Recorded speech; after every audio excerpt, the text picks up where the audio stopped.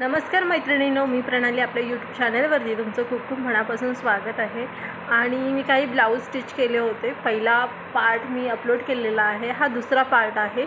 कारण की हा जो पार्ट आहे ना, त्याच्यामध्ये मी बोटनेकची ब्लाऊज स्टिच केलेत. कस्टमरने मला कशा पद्धतीने रिक्वायरमेंट केली होती, मी कशा पद्धतीने केला आहे का ते मी तुम्हाला दाखवते. तर सगळ्यात पहिल्यांदा हा ब्लाऊज मी घेते पर्पल कलरचा. आता हा पर्पल कलरचा ब्लाऊज आहे, खूप चांगला, खूप सुंदर असा, कपडासुद्धा खूप चांगला आहे. ह्याला जो आहे बॅक साईडला डिझाईन आहे, ती मला कस्टमरने अशा पद्धतीत सांगितली, बोटनेकमध्ये. अशा पद्धतीने बोटनेकमध्ये मला सांगितली.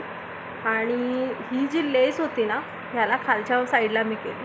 आता ह्याची लेस आहे ना, मी हाताला वगैरेसुद्धा लावू शकत होते, पण मला असं वाटलं की हाताला ना ओव्हर वाटेल, त्याच्यामुळे मी त्या लेसचा वापर इथे बॅक साईडला केला. त्याच्यामुळे खूप सुंदर असा लूक तयार झालेला आहे. एक मिनटं मी दाखवते अशा पद्धतीने.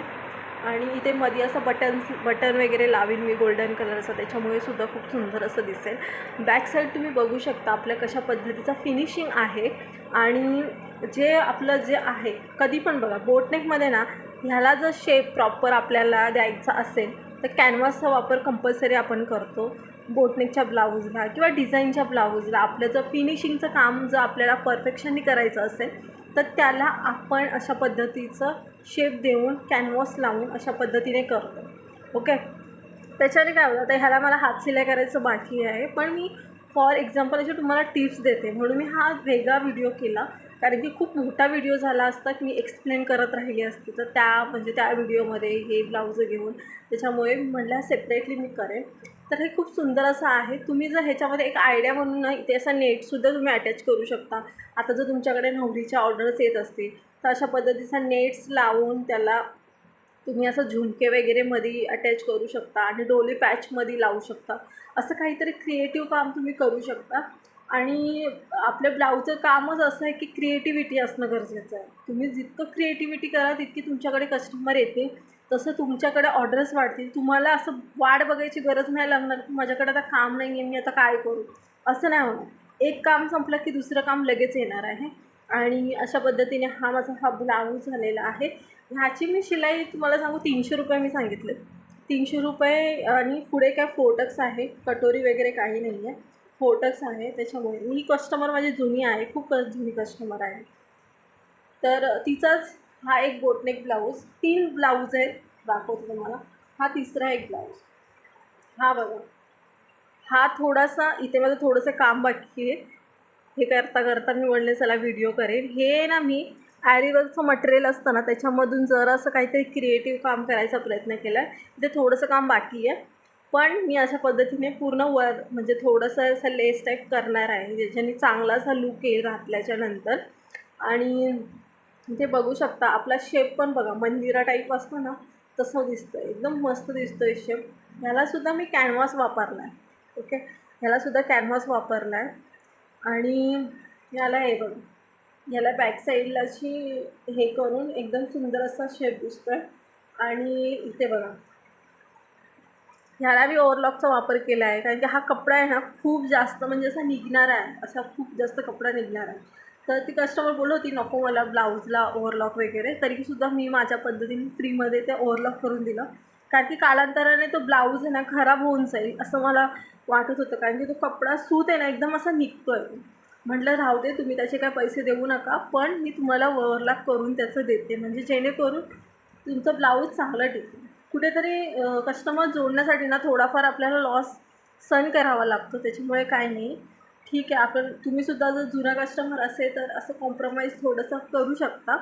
आणि तिसरा ब्लाऊज माझा हा आहे, हा सिम्पल आहे. इथे बघा, असा बुंद गला टाईप आहे, असं बुंद गला टाईप आहे शेप.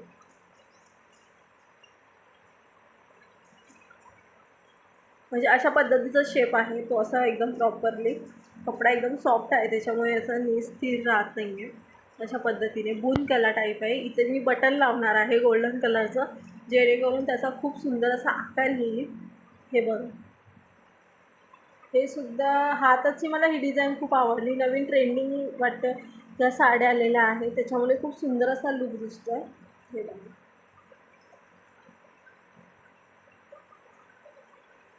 आणि हा घातल्यावर पण खूप सुंदर असा दिसलेला आहे. कपडा पण एकदम सॉफ्ट आहे. तर ह्याचे पण मी 300 रुपये सांगितले. तिघांचे 300 रुपये आपलं बिल झालेलं आहे ह्या 3 ब्लाऊजांचं. आणि तिच्याच जावंचा एक ब्लाऊज आहे, हे बघा. ह्याला मी लेस खाली वापरले कारण की हिचा बॅक साईडला जो होता ना, बॅक साईडला असा गोल गला टाईप आहे. ओके, त्याच्यामुळे मी काय एवढं त्याला हे नाही केलं. मी म्हणलं असू दे, पण ह्या लेसचा तर वापर करणं गरजेचंच आहे. तर इथं मी थोडासा गॅप घेतला, गॅप घेऊन इथे लेस लावायचा प्रयत्न केला, जेणेकरून म्हणजे हे पण वाटेल आणि ही डिझाईन पण वाटेल, दोन्ही डिझाईन हे वाटेल. जर मी एकदा असं एकत्रपणे हे केलं असतं ना, तर जरा वेगळं वाटलं असतं. त्याच्यामुळे कारण की ती लेस टाईप होती. हे बघा,